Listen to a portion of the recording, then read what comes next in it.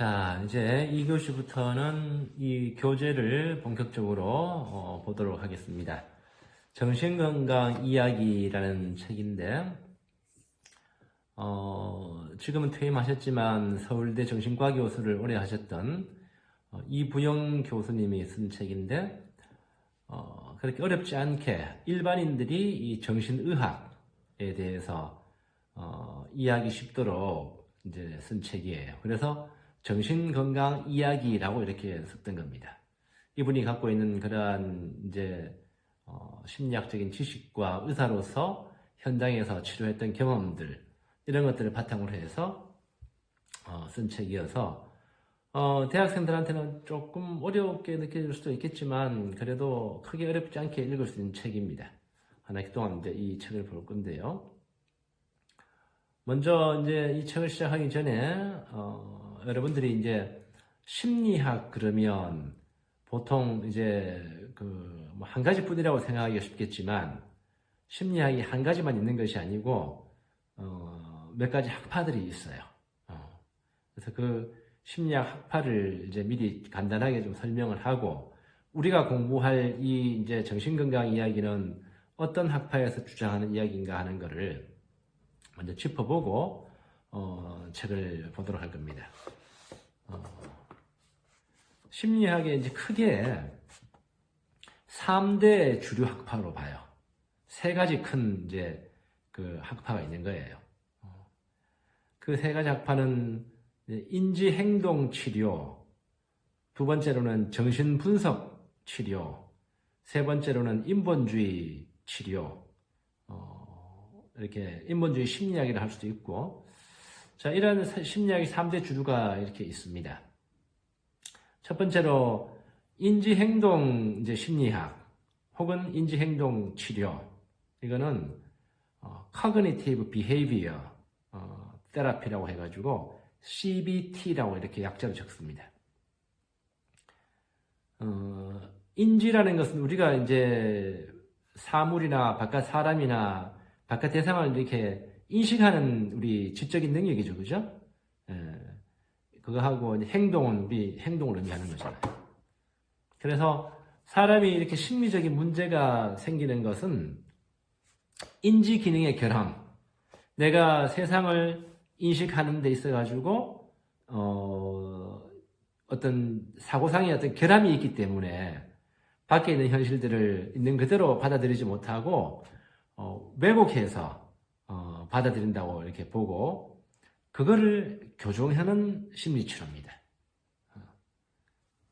그래서 스스로 이렇게 생각하는 방식을 돌아보게 하고 합리적인 사고를 하도록 이렇게 도와주는 거예요. 사람들이 겉보기에는 다 나름대로 합리적인 사고를 하는 것처럼 보이지만 여러분들 친구들이나 가족이나 주변에 있는 사람들 보면 좀 합리적이지 않고 불합리한 사고를 하는 경우를 참 많이 볼 수 있습니다. 예를 들면 뭐 이렇게 지나친 불안이라든지 다른 사람들은 어떤 사건에 대해서 예를 들면 요즘 있는 이제 코로나19 같은 경우에 대체적으로 사람들이 좀 불안과 답답함을 느끼긴 하지만 거기에 대해서 특히 다른 사람들보다 더 병적으로 불안해한다든지 뭐 사재기를 한다든지 뭐 비상식량을 모으는 이런 거 한다든지 이런 것들은 이제 현재 일어나는 상황이 아직은 그만큼 심각하지 않는데 그렇게 왜곡해서 사고하는 거죠, 그죠? 그거를 이제 합리적인 사고를 하도록 도와주는 거예요. 오늘날 여러분들이 상담 심리 혹은 뭐 상담소, 심리 상담 이렇게 말하는 그 대부분은 인지행동 치료를 따르고 있습니다. 거의 전 세계적으로 한 85%에서 90% 거의 대다수가 이 인지행동 치료 방식을 따르고 있어요. 그래서 의식심리학이라 하기도 합니다. 두 번째로는 이제 정신분석 혹은 이제 분석심리학 이 두 가지 또 유형이 있는데 정신분석은 여러분들도 들어봤을 법한 이름이죠. 프로이드. 지금은 또 프로이드가 이렇게 만든 방법이고 분석심리학은 스위스의 심리학자인 칼 융이라는 심리학자가 만든 심리학 분야예요. 우리가 이제 하나 기도한 공부하게 된 이 책은 칼 융의 분석 심리학에 근거를 둔 심리학입니다. 앞에 말한 인지행동학파는 사람의 의식적인 문제만을 주로 다루기 때문에 무의식을 인정하지 않아요. 그래서 의식 심리학을 한 거예요. 반면에 이 정신분석 계통의 이 심리학은 심층 심리학이라 그래요. 인간 마음의 깊은 심리층, 무의식층을 다루기 때문에 그렇게 이야기합니다.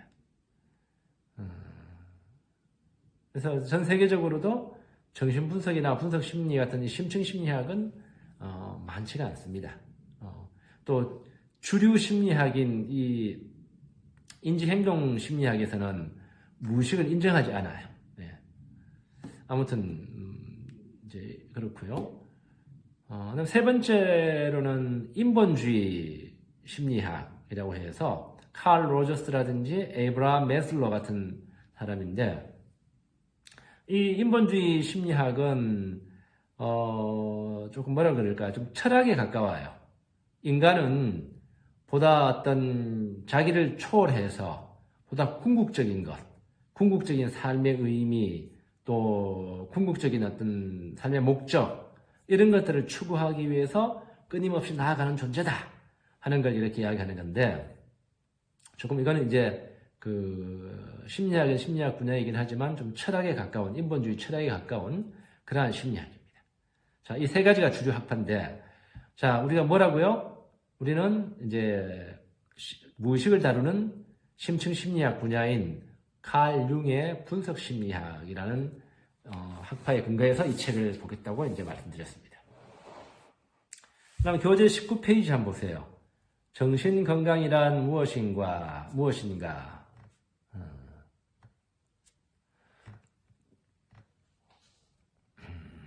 여기 보면 이제 교재를 조금씩 읽어가면서 설명을 하도록 할게요. 이 저자는 이제 건강이면 하나의 건강을 말하는 거지 정신이나 신체를 구분할 필요가 없다는 생각에서 출발합니다. 그래서 정신과 신체가 따로 있는 것이 아니고, 사실 우리 육체와 정신이라는 것은 우리가 그렇게 배웠기 때문에, 개념으로 배웠고 내가 그런 방식으로 이제 느끼기 때문에 육체가 따로 있고 정신이 따로 있는 것처럼 이렇게 생각하는데, 실제로는 하나라고 보는 관점입니다. 이거는 동양 철학적인 관점과도 맞아떨어지는 거예요. 전인적인 인간. 그래서 이 분석 심리학에서는 이 육체를 정신이 이렇게 가시화된 것, 밖으로 드러난 것, 정신이 이제 밖으로 드러난 것이라고 보고, 우리가 느끼는 정신이라는 것은 이 육체에 대한 어떤 심리적인 측면이라고 보는 거예요. 좀 더 단순하게 말하면, 이제 이 좀 딱딱한 정신이고, 이 육체는 외부 세계에 드러난 딱딱한 정신이고, 우리가 이제 소위 말하는 정신이라고 하는 건 심리적인 측면은 좀 희박한 그러한 측면이라고 볼 수 있습니다. 사실 어렵기 때문에 그냥 듣고만 이해만 하면 됩니다. 그래서 이분은 이제 서양인들의 그러한 관점, 서양인들은 항상 나눠서 봐요. 이분법적인 사고방식이에요. 동양은 그렇지 않거든요. 우리는 예로부터 동양 한의학은 인간의 몸과 육체를 따로 보지 않습니다. 같은 걸로 보는데, 이 서양 의학은 이렇게 나눠서 보는 거예요. 나눠서.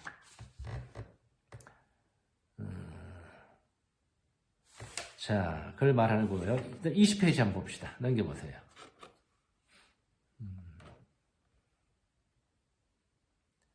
위에서 3분의 1쯤 보면, 정신의 건강은 뇌의 건강과 꼭 일치하는 것이 아니기 때문에, 뇌가 건강해도 정신이 불건강한 경우가 많으니 더욱 문제가 있다. 현대의학은요, 서양의학은 뇌에서 정신이 나온다고 생각하는, 물질주의적인 관념이 지배적입니다. 인간의 정신이 뇌 활동에서 나온다고 보는 거예요. 그래서 이제 정신적인 문제, 뭐 신경증이나 정신병 같은 경우에 약물을 통해 가지고 뇌의 신경 조직만 이렇게 다 이렇게 풀어주면, 약물로 풀어주면 정신적인 문제가 다 풀린다고 이렇게 보는 관점이에요. 하지만 그렇지 않은 경우가 너무 많습니다.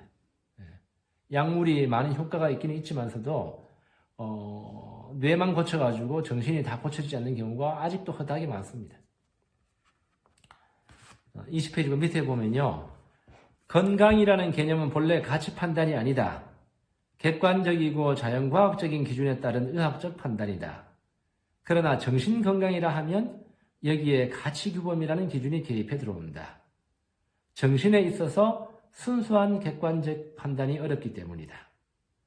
무슨 말인가 하면 이제 우리 육체적인 측면은 어떤 정밀 기계라든지 뭐 CT라든지 그죠? 초음파 촬영이라든지 이런 걸 통해서 어느 정도 객관적으로 사람들한테 전반적으로 이제 객관적으로 측정이 가능해요. 뭐 온도라든지 그죠? 혈압이라든지 그다음에 뭐 이런 혈관에 어떤 막혀 있는 거라든지 객관적인 이게 측정이 가능하지만 정신의학, 정신건강이라는 것은 이거는 굉장히 주관적이잖아요. 각 사람마다 다 다른 거예요. 그죠? 그렇기 때문에 여기에 이제 가치규범이라는 기준이 개입한다라는 거예요. 어떤 기계로만 딱딱 객관적으로 측정할 수 있는 것이 아니고 이제 어떤 가치 판단 이런 것이 개입된다는 거예요. 인간의 문제, 정신의 문제이기 때문에. 21페이지 보세요. 그래서 우리는 위에 보면 사람의 정신 건강을 평균치를 가지고 판단하거나 다수를 표준으로 삼든가 사회적 능력을 가지고 판단할 수 없다. 예를 들어서 사회적으로 우리가 잘 순응하는 사람들 있잖아요. 보통 그런 사람들을 이제 건강하다고 이렇게 보는데 그거는 이제 일반적인 이제 평균적인 가치 판단이죠. 일반적으로 말 잘 듣고 사회생활 잘하고 잘 순응하는 사람을 이렇게 건강하다 보는 관점이에요. 대체로. 근데 예를 들면 뭐 중국집에 갔을 때 뭐 9사람이 다 이제 시간 바쁘니까 짜장면 시켜 먹자 그러는데 한 사람은 나는 짜장면 먹기 싫어. 난 짬뽕이라고 아무런 거리낌 없이 자기 개성을 말할 수 있을 때 이제 이 집단과 조직사회 이런 문화 안에서는 아니 사람이 조금 뭐가 났고 자기 주장을 한다 이렇게 볼 수도 있다라는 거죠. 그죠? 예. 하지만 그렇다고 해서 그 사람이 건강하지 않은 사람이라고 말 못하는 거죠. 오히려 건강할 수 있어요. 왜냐하면 집단에 뭐라고 그러든지 간에 내가 먹고 싶은 거 표현하는 거니까 더 건강한 사람일 수 있는 거죠. 예.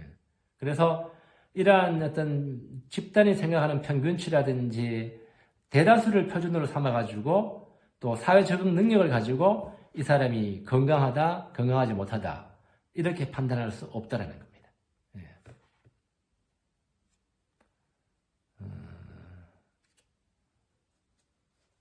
여기 밑에 보면 나는 직업상 지금까지 정신적으로 건강한 사람과 소위 불건강한 사람을 수없이 많이 대해왔고 상당수 사람의 무의식을 관찰해왔다. 이 세상에 누가 정신적으로 건강하다고 자신 있게 말할 사람이 있겠는가 의심된다 이렇게 이야기하죠. 그죠? 보통은 우리가 이제 정신적으로 아무 증상이 없는 사람을 건강하다고 이렇게 보지만서도 실제로 심리 치료하는 입장에서 보면요. 겉으로 드러나는 증상이 없어서 그렇지 사실은 잠재적으로 내면에 시한폭탄을 안고 있는 사람이 얼마나 많은지 모릅니다. 거의 대부분이라고 보면 돼요. 오히려 그런 사람은 굉장히 이렇게 자기 내면의 마음의 문제가 올라오는 것을 억압하고 살기 때문에 더 위험하고 더 건강하지 않은 사람일 수가 있어요. 오히려.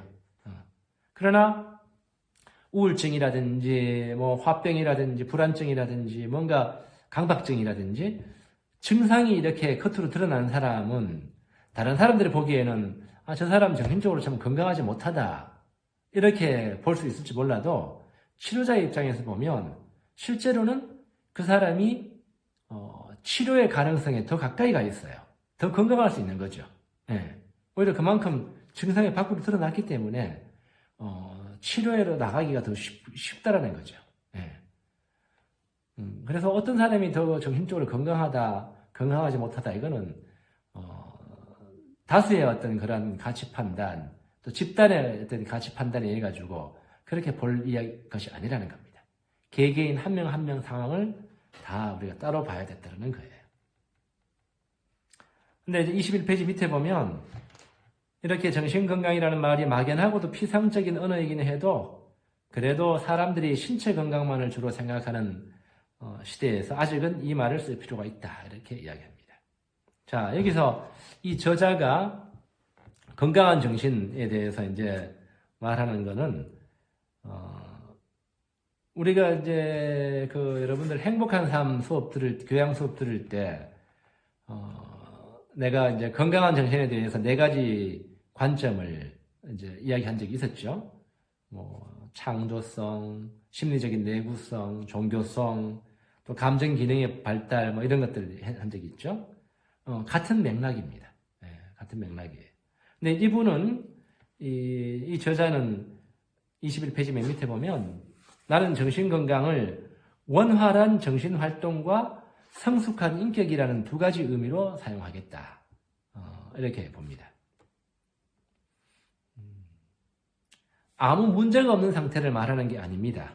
원활한 정신 상태라는 것은, 정신 활동이라는 것은 반드시 어떤 아무 문제가 없고 마음이 행복하고 평안한 상태가 아닐 수도 있습니다. 왜냐하면 정신적인 어떤 장애가 있음에도 불구하고 굉장히 왕성하게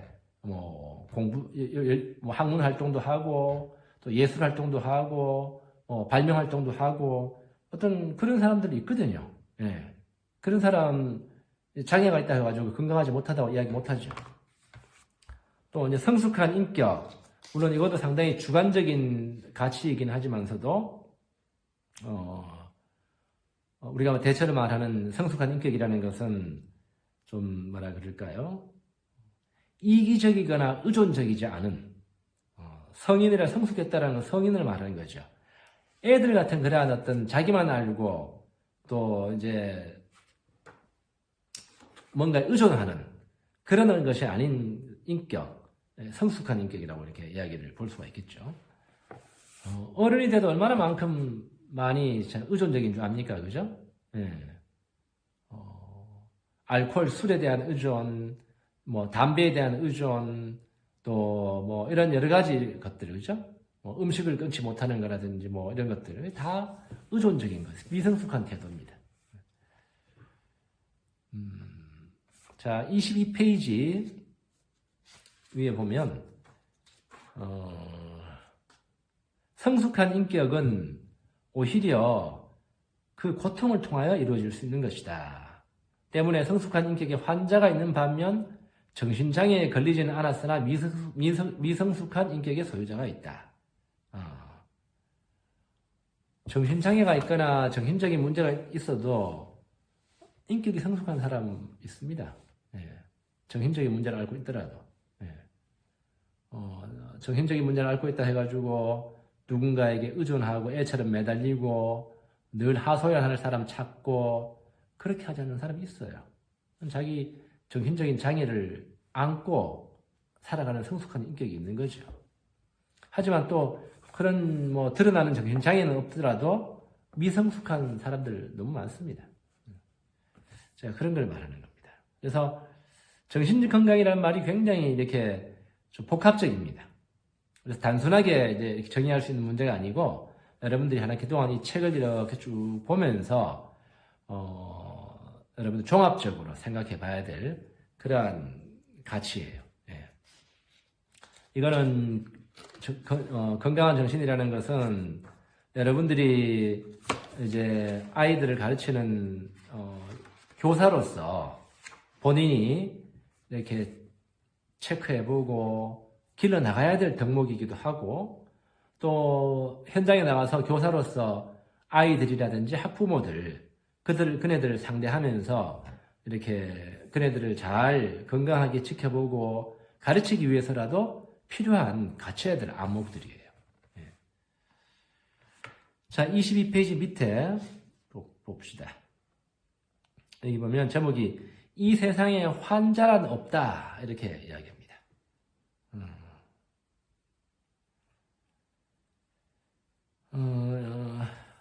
23페이지 위에 보면 고전적인 의학에서는 병은 비정상적이며 나쁜 것이다. 따라서 없애야 할 것들이다. 그러나 종교적 철학적 관점에서는 그것은 보다 높은 정신적인 경지에 이르는 발판이며 기회가 될 수 있다. 정신장애라고 해서 예외가 아니다. 이게 이제 분석심리학 이 책의 전반적인 바탕을 지배하는 철학이에요. 네. 정신적인 어떤 증상이나 병을 비정상이고 나쁜 걸로 보지 않는다는 겁니다. 네. 그래서 이제 이런 것들이 없애야 될 것이 아니고 우리가 이제 지난 시간에 인사이드 아웃 보면서 내 안에 나를 불편하게 하는 그런 감정들이 하나의 나한테 뭔가를 알려오는 중요한 메시지를 알려오는 메신저라고 이렇게 이야기한 것이 기억이 나죠. 그죠? 그래서 이 사람이 앓고 있는 어떤 증상이나 병이 사실은 어떤 목적을 갖고 있는 거예요. 나한테 뭔가를 알려주는 너 자신의 삶의 방식이나 사고방식이나 삶이 건강하지 못한 방향으로 가고 있으니까 뭔가를 근본적으로 고쳐야 돼 라고 알려주는 걸 이렇게 보는 거죠. 그리고 그런 것들을 겪으면서 사람이 성장하고 발전하고 성숙한 인격으로 나아가는 하나의 발판으로 보는 거예요. 네. 그래서 어떤 경우에는 이제 신경증이 일종의 신의 축복이라고 이렇게 말하는 심리학자도 있습니다. 나도 거기에 전적으로 동의해요. 인간이 앓고 있는 정신적인 증상이 보기에는 불편하고 힘들어 보이지만 그거를 잘 받아들여서 소화시켜서 자기 삶의 밑거름으로 삼는 사람은 신의 축복이 돼요, 사실은. 모든 인간이 일생에 한두 번 노이로제 증세로 고통받는 일이 있다는 것을 상상해보라. 나중에 노이로제가 이제 그 신경증이라고 그러는데 나중에 상세하게 할 겁니다. 이렇게 밤에 잠 못 자고 계속해서 뭔가에 집착된 생각 때문에 잠을 못 잔다든지, 우울해서 아무것도 하기 싫다라든지, 소화가 안 된다든지, 두통이 온다든지, 변비가 온다든지 이런 것들. 여러분들 나이 때에는 이제 주로 두통이라든지, 그다음에 이제 복통, 배가 아픈 거, 변비, 설사, 이런 것들로 과민한 증상들로 나타나기가 쉽습니다. 이 밑에 중간 밑에 보면 건강과 병은 삶의 과정 안에 함께 있는 것이지 그 중에 하나만 있어야 하는 것도 아니다. 건강과 병의 상태는 고정된 어떤 특수한 상태일 뿐만 아니라 상대적이며 변할 수 있는 역동적인 과정이다. 아픈 만큼 성숙하는 거예요. 인간은 마음의 아픔도 그렇고 육체적인 아픔도 그렇고 아파가면서 그것과 씨름하면서 인간이 성숙합니다. 그래서 아픈 것, 증상 이런 것들이 이제 나쁜 것만이 아니라는 것을 오히려 좋은 목적이 있다는 것을 우리가 이제 보면 삶을 보는 관점이 많이 달라집니다.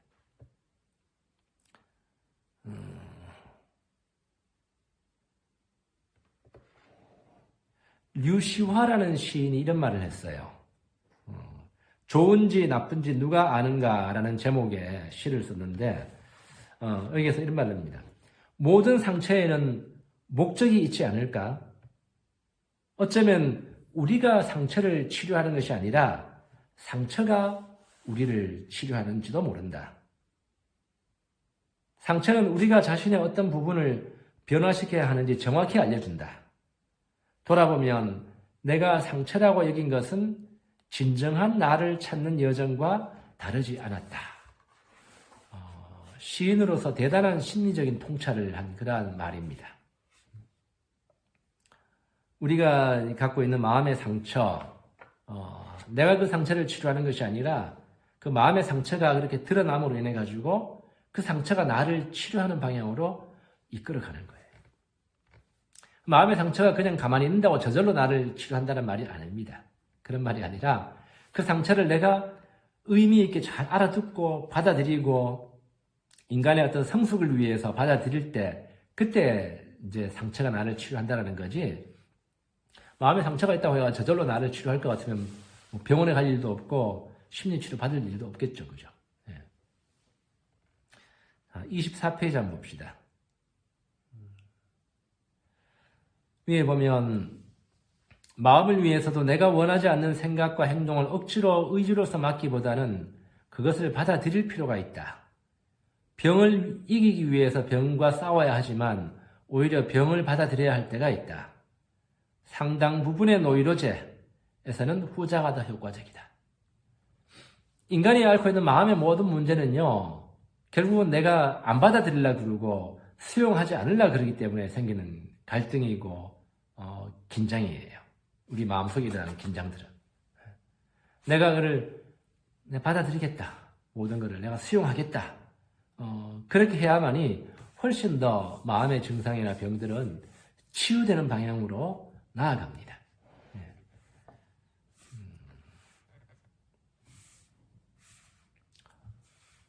자, 24페이지 한번 봅시다. 24 밑에. 노이로제 환자는 병 증세의 포로가 되고 있다. 증세가 주는 고통에 둘러싸여 다른 어떤 것도 볼 수 없다. 오직 당장 이 고통만 없으면 좋겠다고 생각한다. 그는 미래를 볼 수 없다. 그러나 치료자는 그 고통이 환자가 상상하는 것처럼 죽음에 이르는 고통이 아님을 알고 있다. 그리고 그것을 받아들일 수 있고 그 의미를 살필 줄 아는 건강한 지혜가 환자의 마음 안에 존재함을 알고 있다. 치료자는 그 고통이 무의미한 고통이 아니라 의미 있는 고통이 될 수 있음을, 그 사람이 병 증세에서 해방될 뿐만 아니라 그 시련을 통해 더욱 성숙한 인격으로 바뀔 수 있음을 알고 있다.